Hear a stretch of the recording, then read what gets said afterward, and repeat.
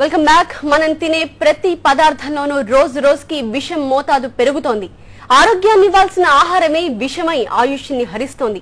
మనం ఇష్టపడే ప్రతి పండు, కాయ, పాలు, మసాలా, పసుపు, నూనె, నెయ్యి, టీ పొడి, పంచదార, పప్పు దినుసులు ఇలా ప్రతి ఒక్కటి విషమే.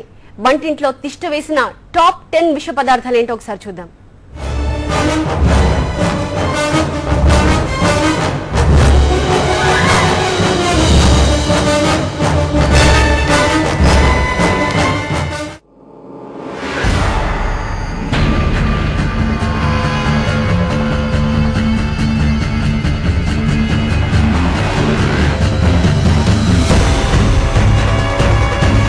పుచ్చకాయల పైభాగం నిగనిగలాడేందుకు, లోపలి భాగం ఎర్రగా కనిపించేందుకు కొందరు దాంట్లో విషం ఇంజెక్ట్ చేస్తున్నారు. ప్రాణహాని కలిగించే కెమికల్స్ ను వాటిలోకి చొప్పిస్తున్నారు.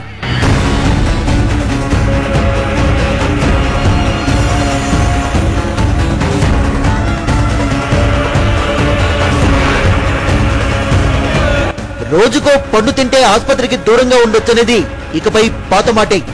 పైగా పండ్లు ఆరోగ్యమే మహాభాగ్యమన్న సామెతను నిజం చేస్తాయి.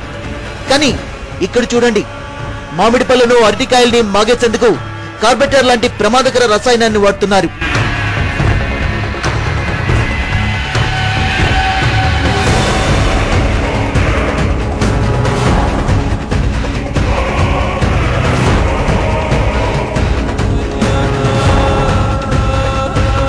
అరటి పళ్ళు, మామిడి పళ్లే కాదు, ఇప్పుడు ఆరెంజ్, ఆపిల్ లాంటి ఫలాలకు కూడా విషం పులుముతున్నారు. అవి ఎక్కువ కాలం నిల్వండి నిగనిగలాడేలా కనపడేందుకు వాటికి మైనం, ఫార్మలిన్ మిశ్రమాన్ని పూస్తున్నారు. శవాలు కుళ్లకుండా ఉండేందుకు వాడే ఫార్మలిన్ ను పండ్లకు పూస్తున్న వైనం చూస్తే ఎవ్వరికైనా వెన్నులో వణుకు పుడుతుంది. మైనం, ఫార్మలిన్ పూసిన పళ్ళు తింటే ఆయుష్ తరిగిపోవడం ఖాయం. కళ్లల్లో గాయాలు, చిన్నారులకైతే డయేరియా లాంటి ప్రమాదకర వ్యాధులొస్తాయన్నది మనం జీర్ణించుకోలేని నిజం.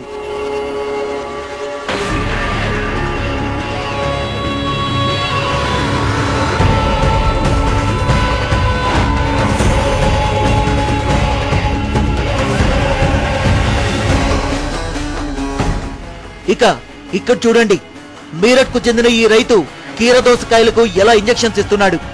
ఈ ఇంజెక్షన్ లో ఉంది అతి ప్రమాదకర ఆక్సిటోసిస్.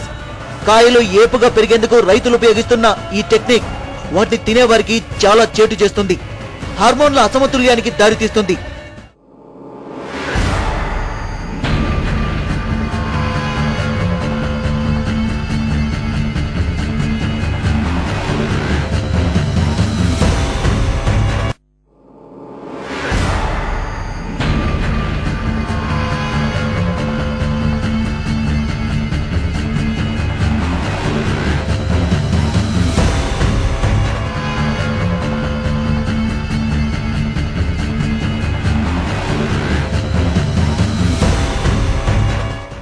పప్పు దినుసుల్లో పోషకాలు ఎక్కువ ఉంటాయి.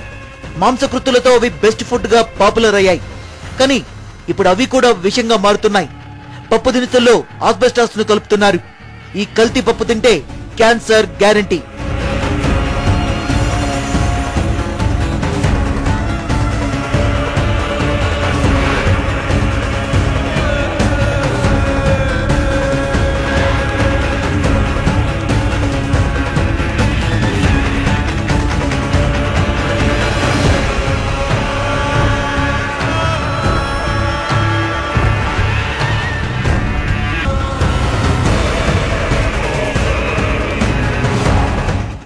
ఇక కల్తీ నూనెలు జీర్ణించుకోవడం మనకు అలవాటైపోయింది.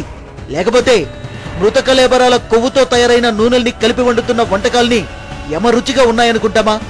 కల్తీ నూనెలతో తయారైన వంటకాలే తింటూ క్యాన్సర్ ను కొని తెచ్చుకుంటామా? చెప్పండి.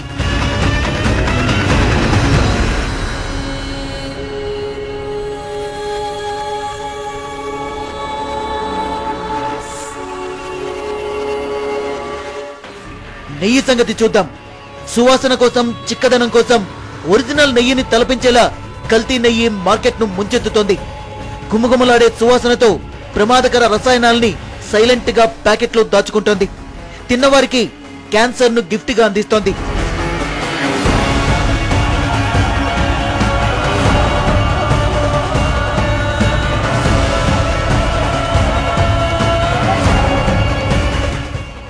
విషతుల్యంగా మారిన ఆహార పదార్థాల జాబితాలో పాలదే ప్రముఖ స్థానం. ఢిల్లీ చుట్టుపక్కల ప్రాంతాల్లో కృత్రిమ పాలు తయారు చేసే కార్ఖానాలు ఎన్నో ఉన్నాయి. డిటర్జెంట్, వైట్ కెమికల్స్ ను పెద్ద మోతాదులో నీళ్లలో కలుపుతారు. మేగడని భ్రమింపచేసేలా వాటిలో వెజిటబుల్ ఆయిల్ ను మిక్స్ చేస్తారు. దీంతో పాయిజన్ మిల్క్ రెడీ అవుతుంది. దాన్ని దేశ రాజధాని చుట్టుపక్కల ప్రాంతాలకు, ఇతర రాష్ట్రాలకు సరఫరా చేస్తారు. మిల్క్ మాఫియాకు కాసుల పంట పండిస్తున్న పాలు ప్రజల ఆరోగ్యాన్ని కబళిస్తున్నాయి.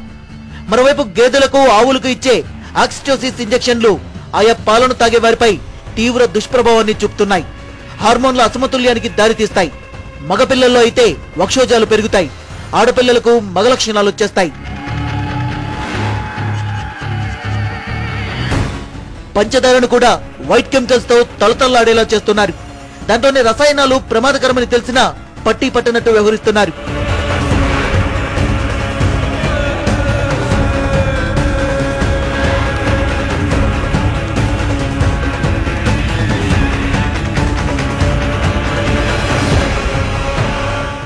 సరే, కాస్త టీ తాగి రిలాక్స్ అవుదామంటే అందులో కూడా చింతపిక్కల పొడిని మిక్స్ చేస్తున్నారు. కల్తీ టీ పొడిని వాడిన టీ తాగితే రిలాక్సేషన్ సంగతి ఎలా ఉన్నా జీర్ణ సంబంధ వ్యాధులు ఖాయమంటున్నారు డాక్టర్లు. ఇలా ప్రతి ఒక్క వస్తువును కల్తీ చేస్తూ తినేందుకు పనికిరాకుండా చేస్తున్నారు. పాలు, పండ్లు, కాయలు, పాలల్లో కలిపే ఫార్మలిన్, కాయగూరలపై పిచికారీ చేసే కీటకనాశనలు, పప్పు దినుసుల్లో ఆస్బెస్టాస్, నూనెల్లో కలిపే కళేబరాల కొవ్వు, ఇలా ఎక్కువ కల్తీ జరిగే ఈ పదార్థాలన్నీ క్యాన్సర్ ను కలుగజేస్తాయి. దేశంలో గత 10 ఏళ్లలో ఎన్నో రెట్లు పెరిగిన క్యాన్సర్ రోగులు, ఆసుపత్రుల సంఖ్యే ఈ కల్తీ ప్రభావానికి ఓ ఉదాహరణ. వంటింట్లో ఉన్న ప్రతి ఆహారం విషంగా మార్చుతున్న ప్రస్తుత తరుణంలో వీలైనంత వరకు అవగాహన పెంచుకోవడం తప్ప మరో మార్గం కనిపించట్లేదు. కల్తీపై కఠిన చట్టాలు, చిత్తశుద్ధితో వాటిని అమలు చేసే అధికారులు, నైతిక విలువలు కలిగిన వ్యాపారులు ఉంటే తప్ప మన ఆయుష్కు గ్యారంటీ లేని రోజులివి.